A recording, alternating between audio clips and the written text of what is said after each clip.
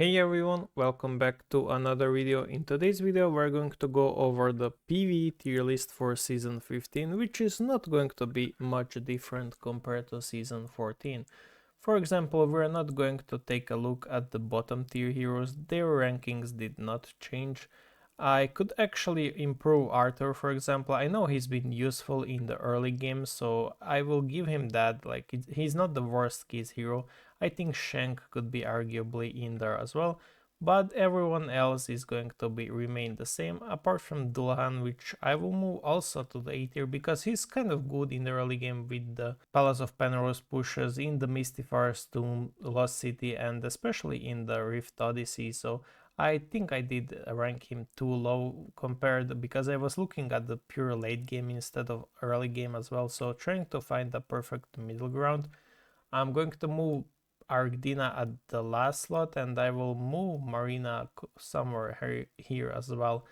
I think Dullahan should be above Lancelot, and I will move Lancelot behind a bit. He's still, like, you can still find Lancelot in the clear records, I believe, but it's not recommended to run him, especially in a case like this. For example, with Lancelot runes, he can apply Phantom Illusion, but this person is using Wu Zetian, which is the common thing to do with Mystifiers. Wu Zetian is the best hero with them in PvE.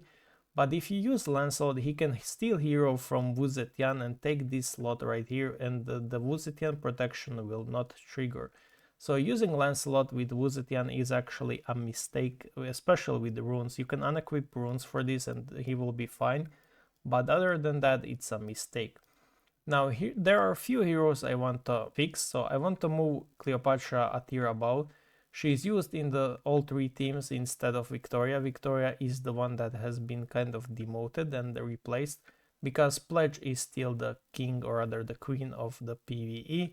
So Lucifer, Hela, and Cleopatra are the three main teams. I'm going to rank three teams because of Palace of Penrose, and PvE doesn't go further than three teams anyway. Another thing I want to kind of fix is going Eve above these two Mystifiers and moving Odin to Cheesy Pick, and actually moving Babylon a tier above, because I do think that she's slightly better than being a cheesy pick. On top of that, I think Sarijan Ayushtar is deserved of S+ in the PvE, and perhaps another hero, but not really.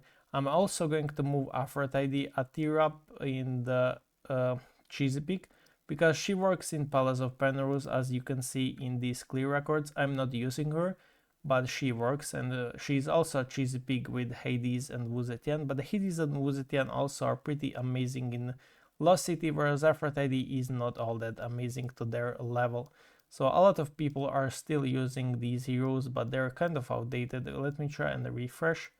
So refresh is still keeping. So yeah, these are the pretty much cheesy peaks of the PvE, but they eventually stop working, I believe. So I'm not trying much to push. I use Palace of Penrose to test heroes as well as Lost City. So my goal is to never actually end it, because there's no gain towards that. You can get some sense of accomplishment, but that's not really fulfilling me. So I use these plays to test heroes, to test teams, etc, etc. Same goes for the Lost City. So now that we got that out of the way, I also want to move Tiamat. Where's Tiamat? So Tiamat is not only a raw merchant, she's also good in the Palace of Penrose. So I'm going to move her here instead. This is not Tiamat. What happened actually? What? Okay, so Tiamat. I'm going to move her to the S tier because she's used in a lot of teams, and she's the only Mystifier hero that can increase the corrode cap. Ascended Busted doesn't actually work in my experience and in the experience of a lot of others. So Tiamat is the hero you want to use with your Eve and Gaia for sure. And I'm going to put her above the other two Mystifiers that have been kind of outdated but are still working. So the other heroes, I will move Eudora a bit out behind Tiamat, because she's not really that far up in the S tier in my opinion. And yeah, I move these heroes, So another thing, so these are the cheesy pigs. I do believe they're quite good. The reason why I removed Odin from the S tier is because she's not really used in the Palace of Penrose or in the Lost City as a key hero. She's more of a niche, and especially in the Rift Odyssey. She could also be a Rift Odyssey merchant at that, but I will keep her in the cheesy pick for now. Another hero is Doris, and I do believe she's also a cheesy pick instead of A tier, because you can still use Doris with the Dooms for the Reflect, I believe so. I think I have some clear records with her. If I did not, that's on me. But she does work up to like 16,000 clears, and so as you can see, there are the clears with new heroes, with Babylon and Iridina and the Venus, so these heroes right here. Pretty good, not bad at all. But yeah, I will move also her to the cheesy pick instead. I do believe she's quite cheesy with her sustain, but I don't think she's mandatory for that. So now that we got that out of the way, I'm not going to touch this tier. As I said, it's not irrelevant, it's not changed, and I have placed these heroes, new heroes, Hera and the Death Knight, to the worst case. But Death Knight, if the bugs will be fixed, she could be S tier or as a cheesy S minus tier as a cheesy pick, or S tier if her bug for the ultimate cast gets fixed, as I have mentioned in the video. You can go watch that for the bug to see what's the bug. And Hera, I don't think Hera is going to contribute much to the teams, as in the PvE at least. She's going to contribute in PvP a lot, we already know that. So before ally dies, they deal damage, so that's not really good. And then goes PvP GG modes, which is not in the PvE. So shield after reroll useless for PvE, and stun useless for PvE. So yeah, she's definitely going to be the worst case for the PvE, whereas that knight could have had some potential. I've also moved Narissa up. I think she's A tier worthy. I think I underestimate her in the Rift Odyssey for the early game accounts. So now that we got that out of the way, that's pretty much it, honestly. So these are the teams I run in the Palace of Penrose. So I use the Arcane Doorbell with Elisha, Trupus, Cleopatra, so double pledge with HP conversion from Elisha, DPS from Dorabella, and DPS from the Diana from her true damage. You can replace Diana with the Ophelia. The second team is the Mystifier's team with Lucifer, Wuzetian. Wuzetian steals a hero dies. Very simple. I also use the Loki's Crown. It's really good for Mystifiers in PvE. And the third team is just the extra actions for Pandora and everything about Pandora. So basically team number 1, but with Pandora instead of Arcane Dorabella and Ophelia as Diana. And I can pretty much mimic the positioning as well. So DPS in position 3, the conversion hero in the position number 2, the buffers in those positions. So Yorm is pretty much Elisha, Hela is pretty much the Cleopatra, and then Ayushta is the Trupus. So it's basically the same team as team 1, and those are the teams I currently use and test. So I don't really copy the clear records, but this is what the clear records are using if you want to copy and or work towards these heroes for your palace push if you're someone new or something. So these are the heroes that people are using. Let me try and refresh if there are any new clears. And yeah, basically it's pretty similar to what I do, but I don't use these cheesy heroes like Aphrodite and Hades. I instead go for the actual kill, and let's see whether I can clear this level with them. So I've been slowly just chipping away with these teams at the PvE, but the PvE tier list is pretty useless because as long as you follow my beginner's priority list, you will do good basically. There's no doing wrong with it. And yeah. Overall, most of the heroes can find the use in PvE, but PvE is pretty capped to what you can play, and if you don't use the certain heroes, you will struggle. So that's why I recommend using some heroes that are on the beginner's priority list. I should probably make a endgame priority list as well, but it's kind of tricky nowadays because there's too many good heroes in the Oracle store and too little Oracle coins actually to give you options.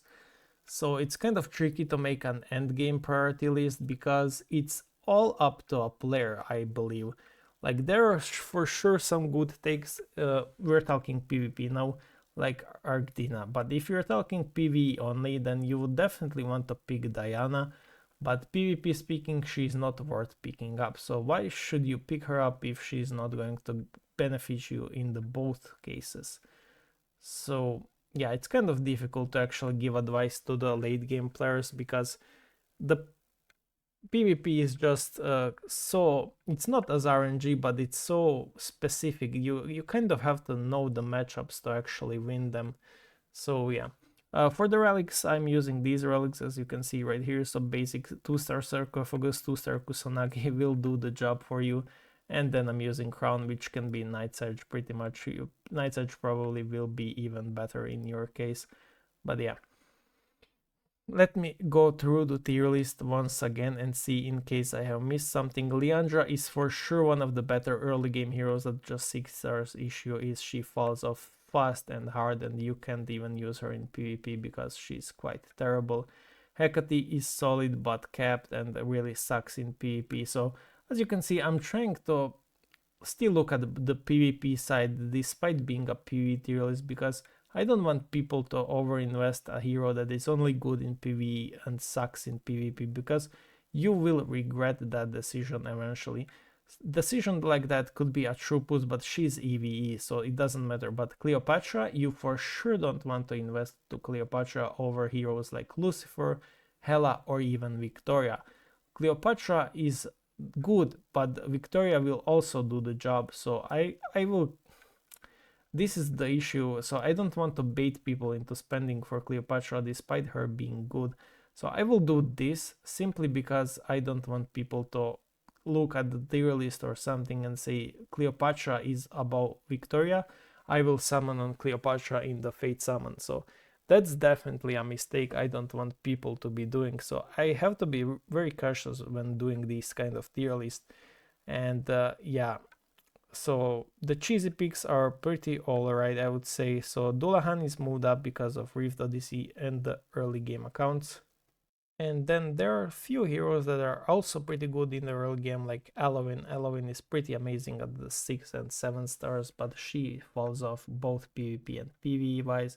And despite having cool effects, I think you can use her still in the A tier, above Narissa even. So she's not only Rift Odyssey strict, but she can be really good with Arcane Bella or Pandora or both, even Hela as well.